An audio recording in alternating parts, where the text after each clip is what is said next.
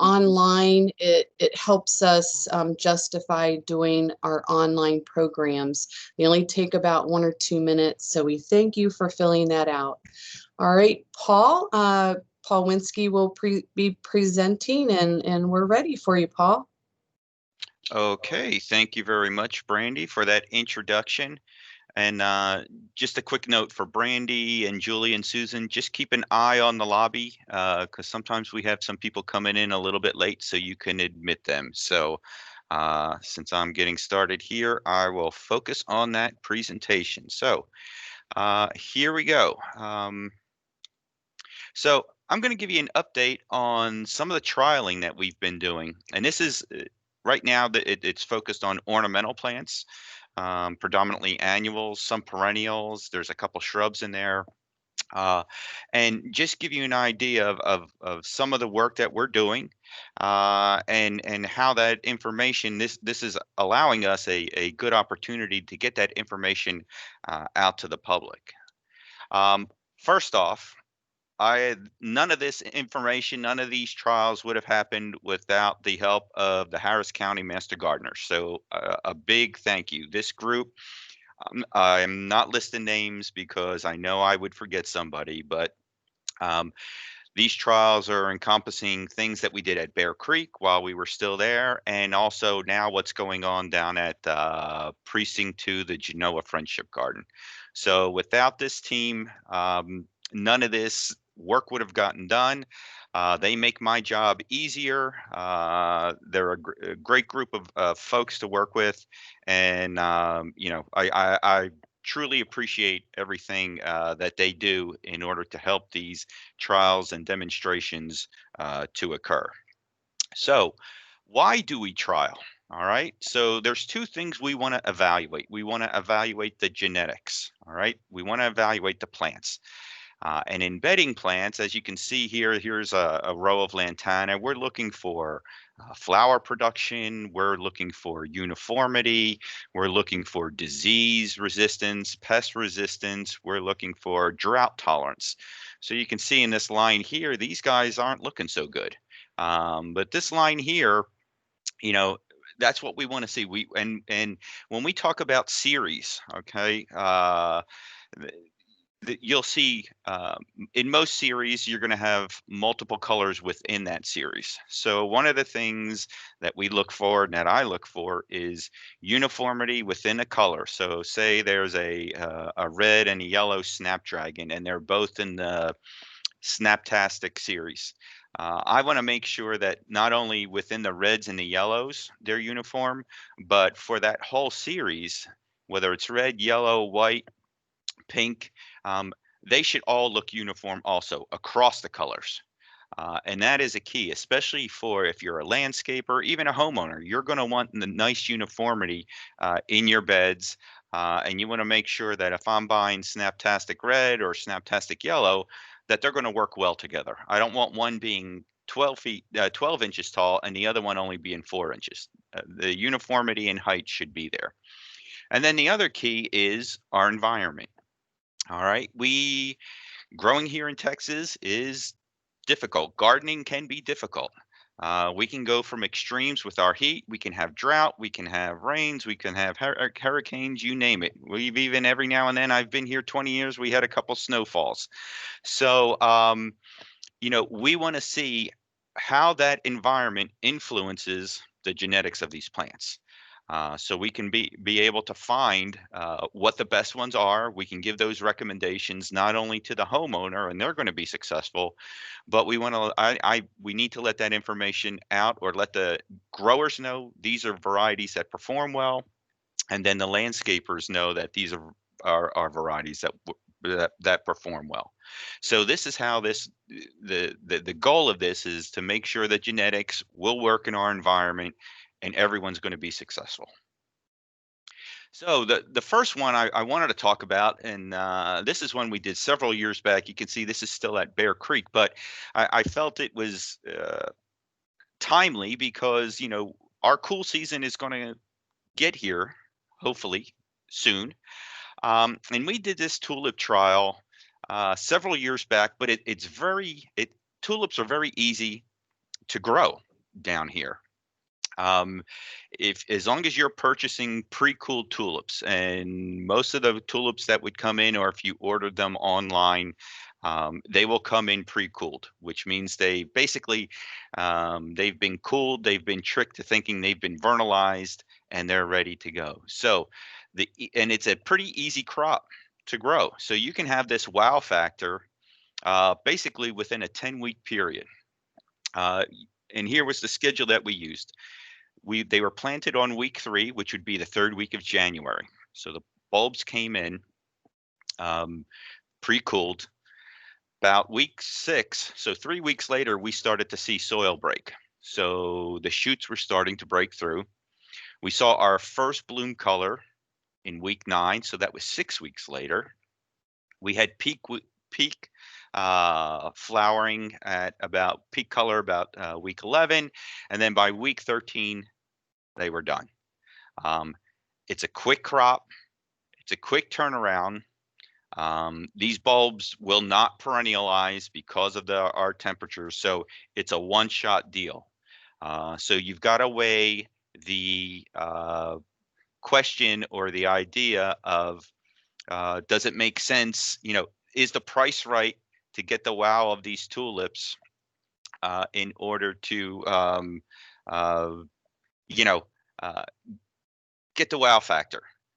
So go ahead and you've got to consider that in going forward with trying these. But it was very easy to do. We dug a circular hole. I think it was about 4 inches deep. The bulbs went in, filled in, noses up, covered over, watered them in, and that was it. And you can see the progression. So some of the varieties that we looked at, World Peace was one. So this one topped out probably right about 2 feet, a little bit taller than that. Really nice color, really good uniformity. So these bulbs were performing extremely well. Very good germination and emergence. Then we had World Favorite. So this was a variation of the first one that we looked at. Again, very good uniformity. You can see there within that. And these colors really pop. They performed extremely well for us as we were evaluating these plants. Passionale was a shorter one. You can see the foliage was a little bit different. Sort of had a wavy foliage to it. And the color was really intense with that dark purple color to it. This variety was much shorter, just slightly under a foot, but very good uniformity again with this variety. And then we had Vaneck, which had a sort of a coral color, was sort of in between the Passionale and the World series that we had there. But again, you could see they all came in at the same time. They all bloomed, within that same window. And it was a very quick turnaround, but it gave you that feeling, especially if you're a transplant from the Midwest or the Northeast, where you would plant. Normally we would plant our bulbs September, October, let them overwinter, and then they come up in the spring. By purchasing the pre-cooled bulbs, you plant them after the first of the year, and by the end of March, you've got to enjoy the show with these flowers. Ono Vandenbreck, it was a sort of a buttercream yellow variety, about a little over a foot tall, about 16 to 17 inches. And so as the flower matured, we would get these pink blushes on the outside of the petal. So it was a really nice contrast that it would provide to that plant. All right. So then we've done some Earthkind trials. We've done Earthkind roses, and I want to touch on this shrub trial that we did because it was really rather interesting. Unfortunately, the hurricanes, the floods, we weren't able to finish it, but the information that we got within the first 2 years of it was really quite helpful to us. So with this trial, what we wanted to do was identify those plants that would have strong landscape performance, but they don't require, there's no pesticides, we don't fertilize, and there's only limited supplemental irrigation. Okay. And I talked about, Earthkind practices in one of the other presentations. So I wanted you to see how this lent itself to this trial. So here it is. We looked at several different species, and these were just one plant, one variety of each. So this bed on the right side, it was amended with 3 inches of compost. And then you can see the drip irrigation.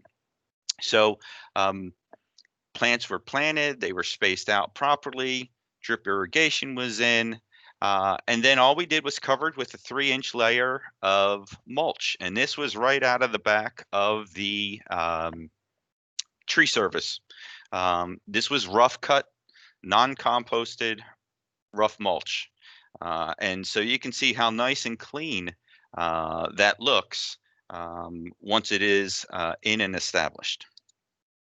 And this is what it looked like during that first growing season. So the first year, that spring, we watered on a regular basis to get the plants established.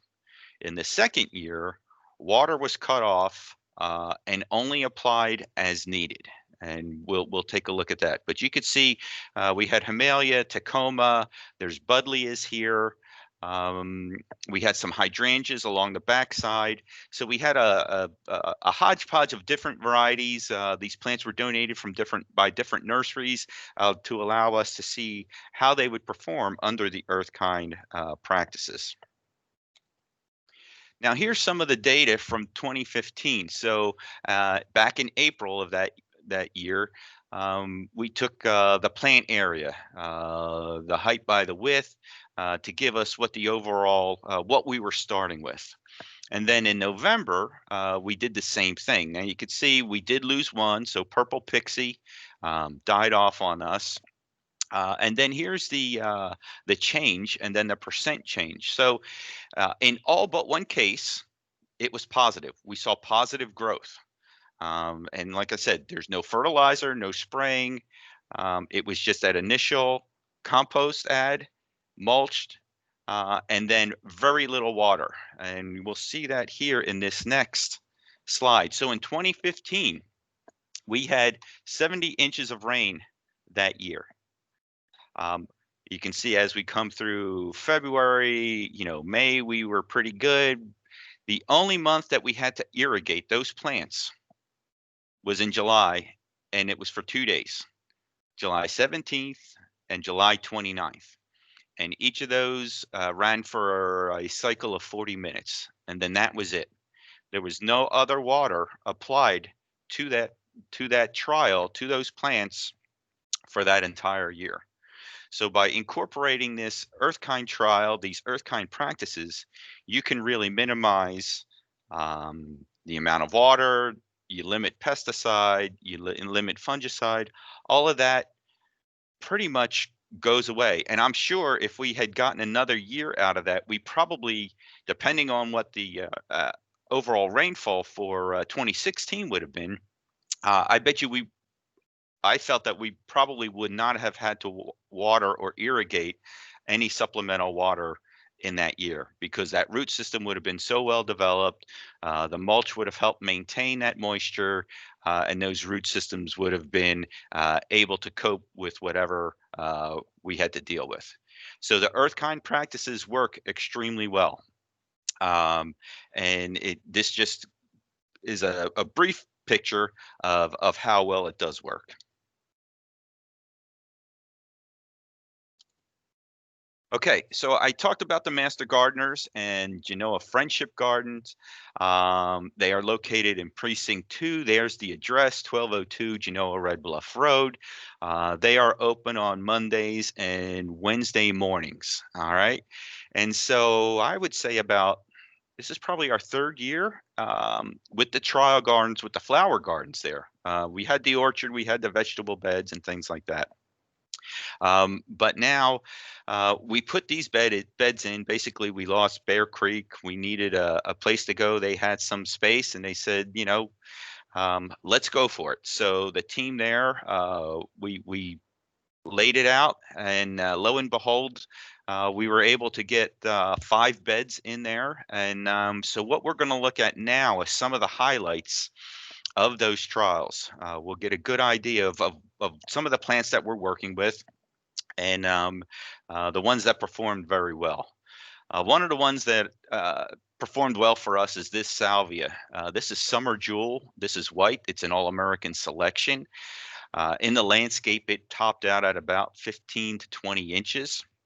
The unique thing about this one is it is just a nonstop bloomer through the heat of the summer. So if you're looking for color to bring in the beneficials and the pollinators and things like that, you might want to consider growing this series, or asking your garden center if they have a grower that will that's producing the Summer Jewel series. The other, so you can see, we talk about uniformity. Look at the height on that and the uniformity across. Look at the flower production on it, the number of blooms that are open, and the foliage is very clean and healthy, which is always a plus. So the other great thing about this is one of the few series that every color in this mix, so you've got white is shown here, but there's lavender, there's pink, and there's red. They're all American selection winners. So when we talk about uniform, not only within the color, but across the series, this is a blue ribbon winner, really. Interesting that all these colors are very uniform. They're very clean, very good flower production, and they perform very well across the series. Okay. Another one. Now, ornamental peppers. This is about the time of year that we're going to start seeing ornamental peppers on the market, and they provide great fall color. All right. So this is Mex Easter. This is, again, another All-American selection winner. It has very compact growth. So this is a series that you're going to want to grow probably in the front of the bed. But what I like about this ornamental pepper is how those peppers are held above the foliage. You can't miss them. They look like little Christmas lights. And so that color pops. The other thing that's great about it is as they open, or as the fruit starts to mature, it's one color. And then as it ages over time, the colors change. So you get this kaleidoscope of color over the entire bed, over the entire collection, as the plants grow and mature. Another ornamental pepper that performed extremely well and is also another All-American selection winner is this Onyx Red. So here we've got really bold, dark foliage. So even before it sets flower and sets fruit, we've got something interesting to look at in the landscape. And then what happens is, as it flowers, it sets fruit. It's the fruits, they look like little marbles. And you can see that when they first develop, they're sort of green. And then you can see some black ones in here. They get black. And then as they mature, they turn red. So again, a really nice contrast. Now, the fruits aren't held up as high on this plant as, say, what we saw with the new Mex Easter, but the contrast and the boldness of the color against that dark foliage, you can't miss them. So again, this is another great plant for this time of year. We're getting close to Halloween, and it just catches your attention and will wow you definitely from a distance. Now this Vinca, this is Megabloom Orchid Halo. Again, we're talking about we're a test garden or demonstration garden for All-American Selection. So they send us seed every year of their winners, and this is one that I was really happy with. the size of the flower was great. That white eye and the contrast against the orchid halo was quite stunning. Look at the flower production over the entire plant in this first image, and the uniformity as you go down the row. This plant also had very good disease resistance, which I was surprised. I was skeptical. I'm a big Cora fan for Vincas, but this plant did extremely well. This whole series did very well. We didn't see the aerial Phytophthora. We didn't see it, once the humidity and the heat kicked in, that we didn't see it sort of crash on us and melt. So the Megabloom, there's other colors in there. There's about 16 colors total.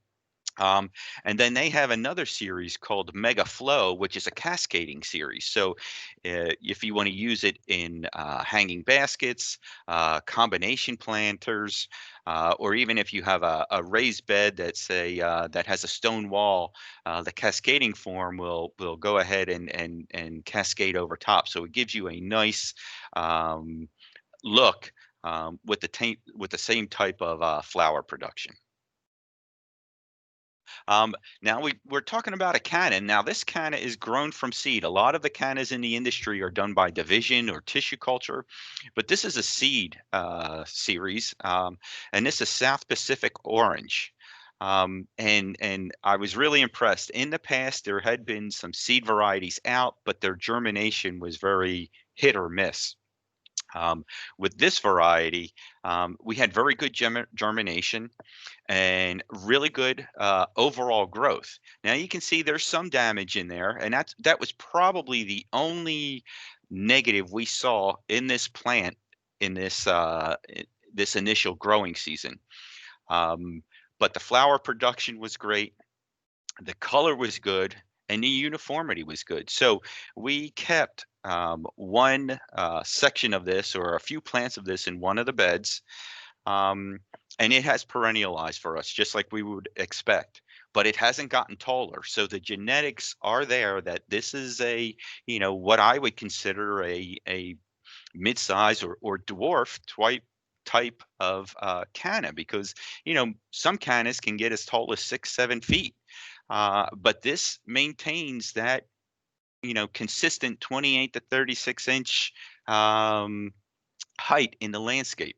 So it's a very good, I like it, especially if you have a small space.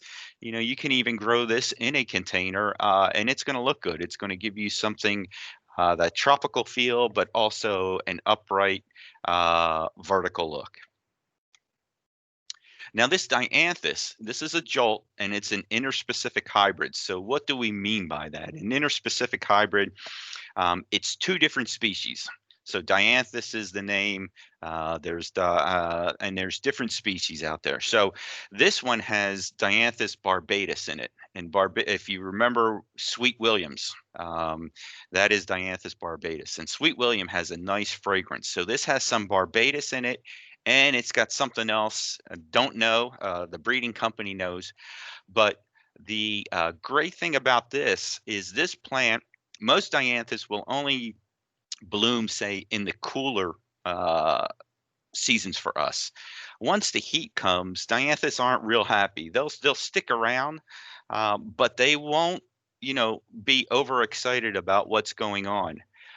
So what happens is they'll go out of flower, and then when it cools off, that you might get another flush. This one blooms throughout the entire season. In the heat of the summer, August, this had flowers on it. Maybe not as heavy of production as what we're seeing here, but it had flowers on it, and those stems are very, very sturdy, which is nice because if you want cut flowers, if you want to enjoy them inside the house, you could cut them, put them in a vase, and enjoy them there. This is pink on the jolt, but there's also a cherry, so it's a darker reddish color. But the jolts are one that I would recommend to keep an eye out for. So this gives you an idea. This is some of the data. This is a compilation of the data from this trial. So you can see the mega blooms, how well they scored. So what we look at is, here is the week it was planted. So week 21 is probably mid-May, and week 23, 25 we're in June already. And then we grow these through the summer.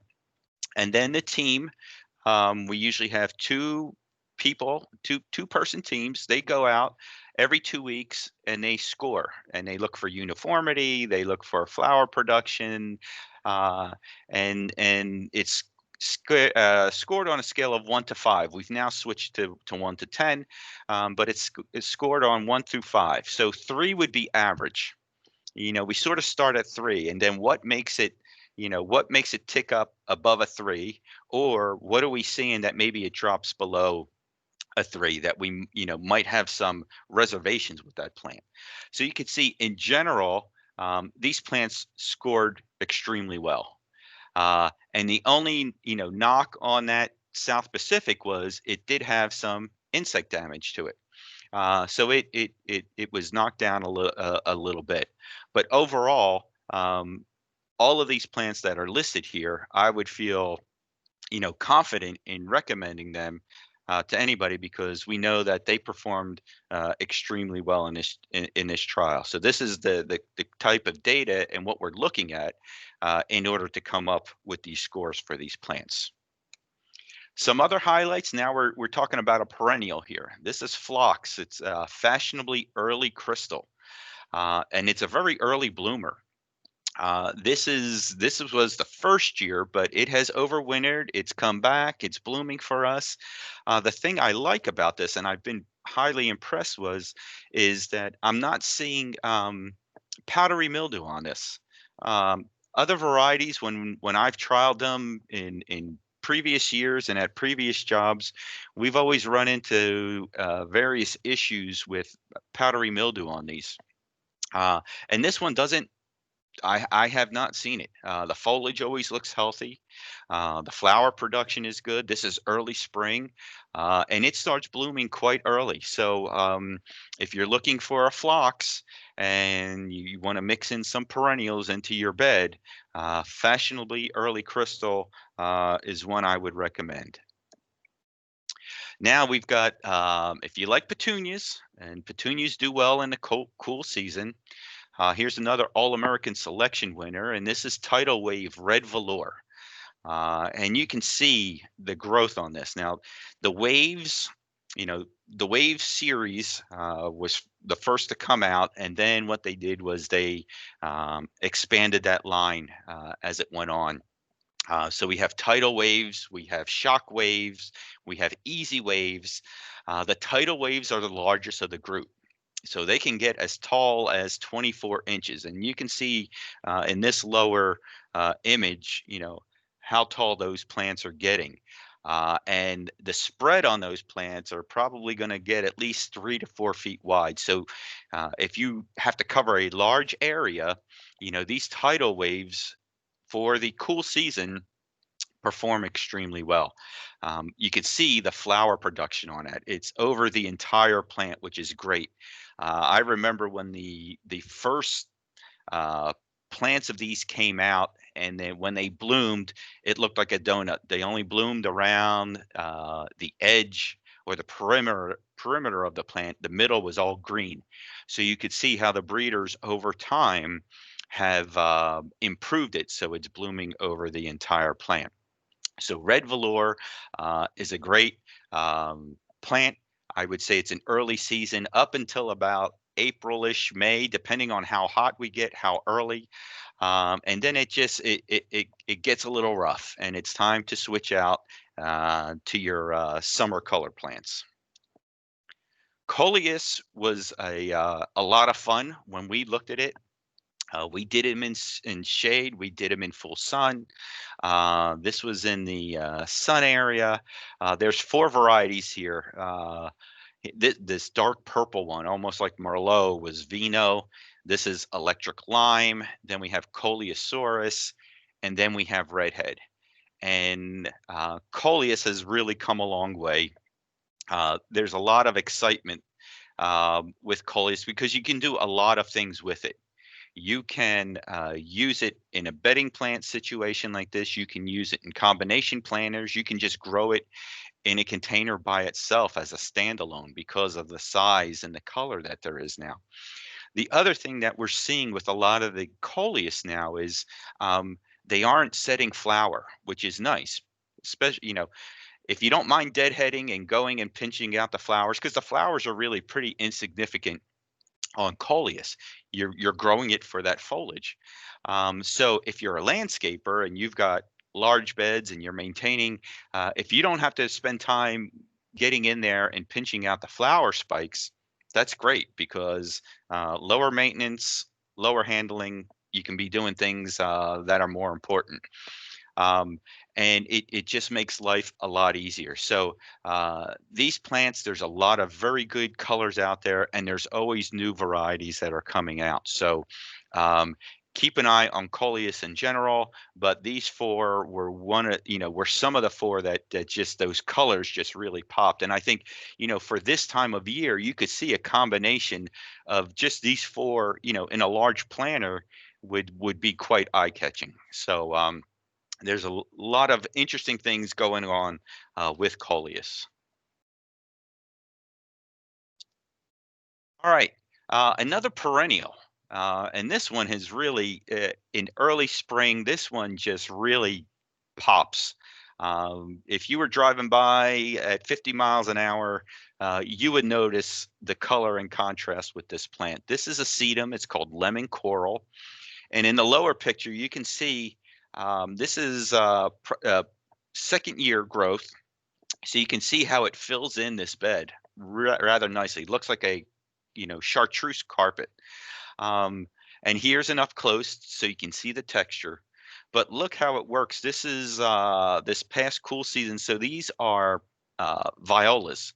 And these are snapdragons. So just look at the contrast of that color. So, you know, when you're working with some of these these ground covers and some of these colors and that are perennial, they offer a lot of color options. They offer texture, and it allows you to do a lot of great things. And really, this I love this picture because um, I work with the team on what plants we're bringing in, but then it is up to them. They do all the design work.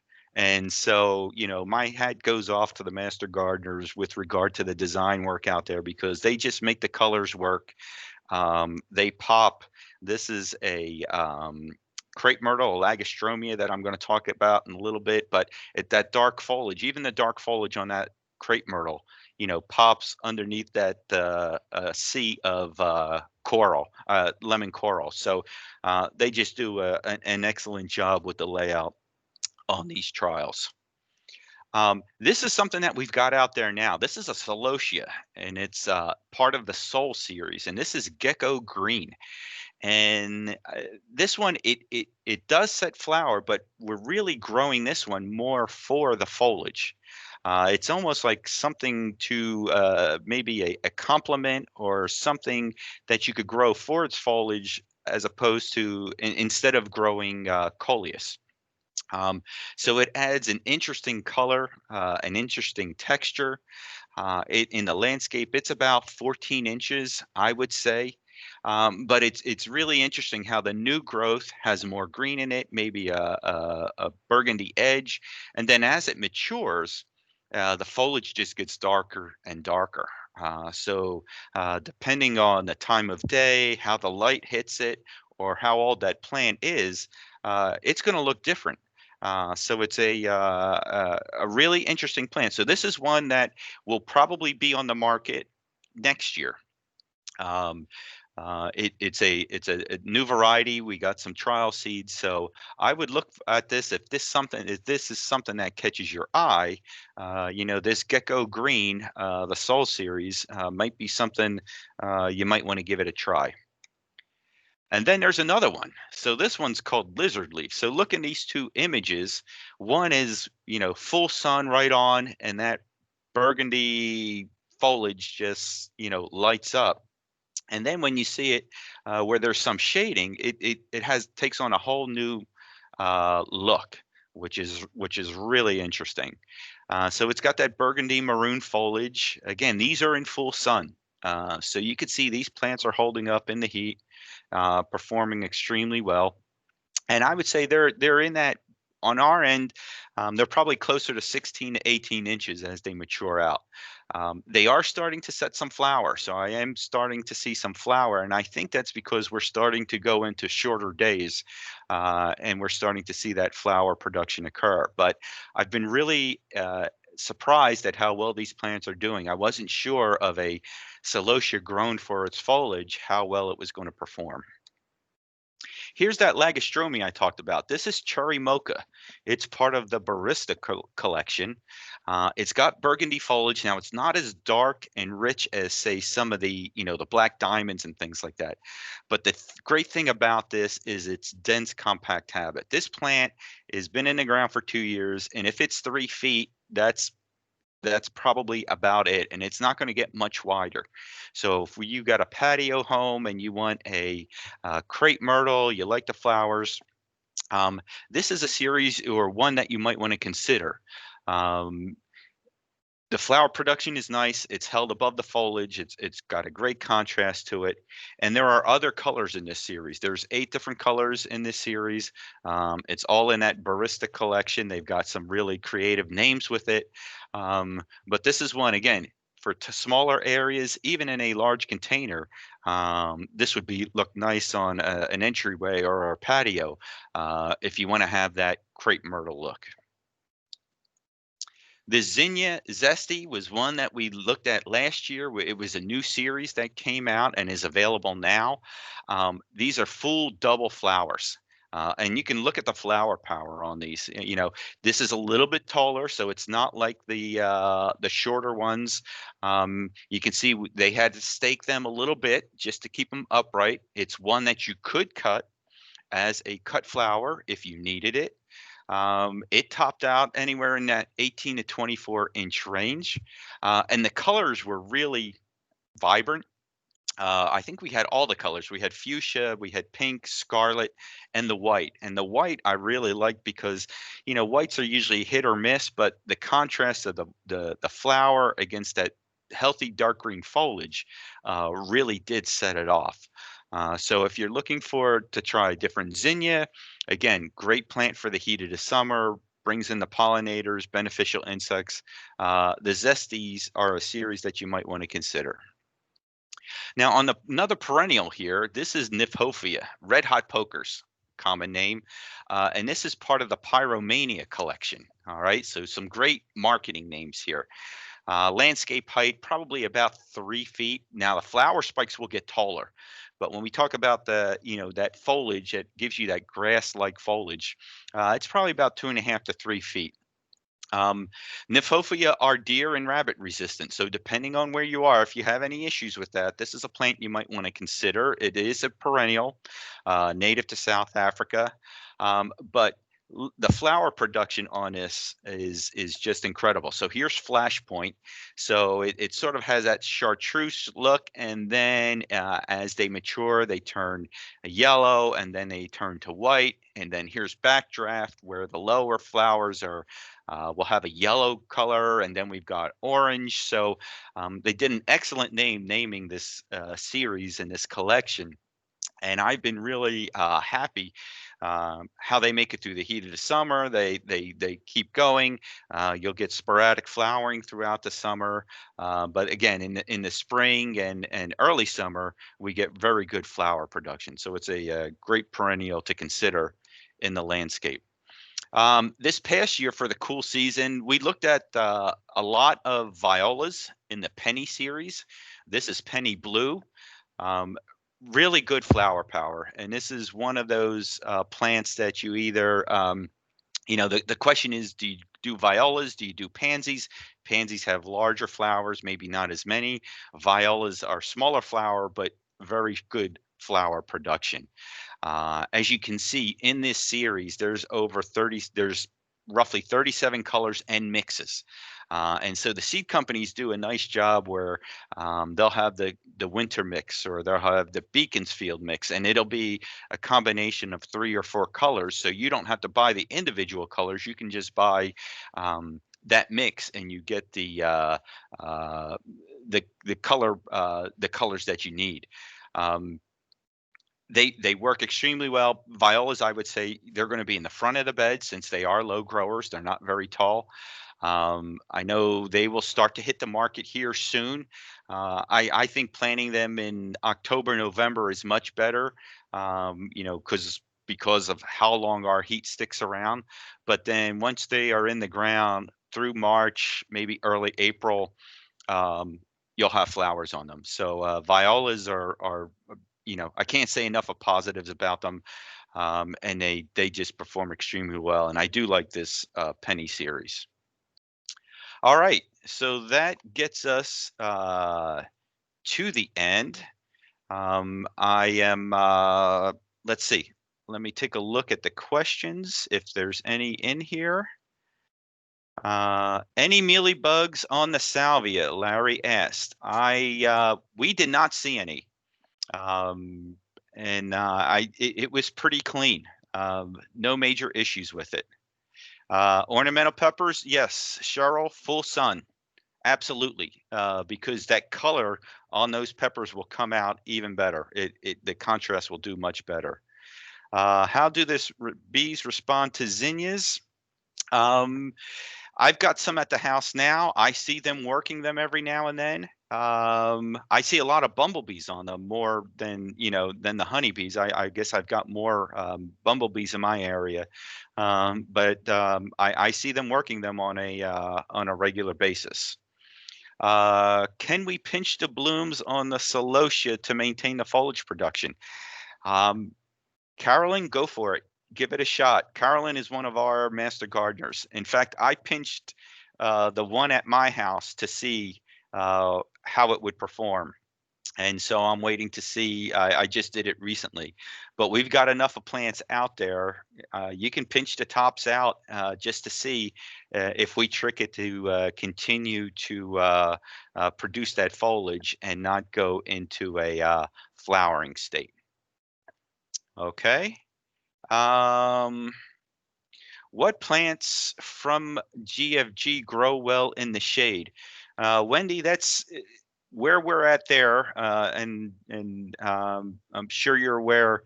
That is a full sun area, so we're not at this point looking at shaded plants, but the violas will do well in the shade. I guess you can put it this way: most annuals, they'll do okay in the shade. They'll survive, they'll grow well, but you're probably not going to get the flower power on them as if they were growing in full sun, and that's one of the biggest challenges.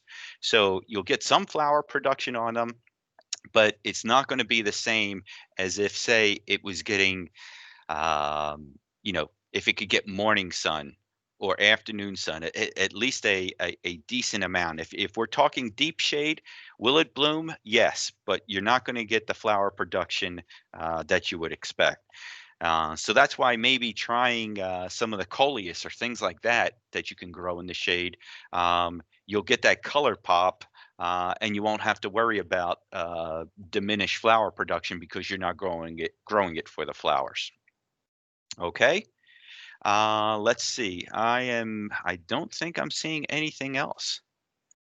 Okay, so great. So what I would like to do is thank you all for joining us. I hope you enjoyed this. You will be receiving an email with the survey. We do appreciate you taking the time to complete that. We like hearing from you to get your feedback. And tune in for next week, where Brandy is going to be talking about cool kid plant projects. So from Texas A&M AgriLIfe Extension here in Harris County, I want to thank you all, and everybody, you guys have a great day.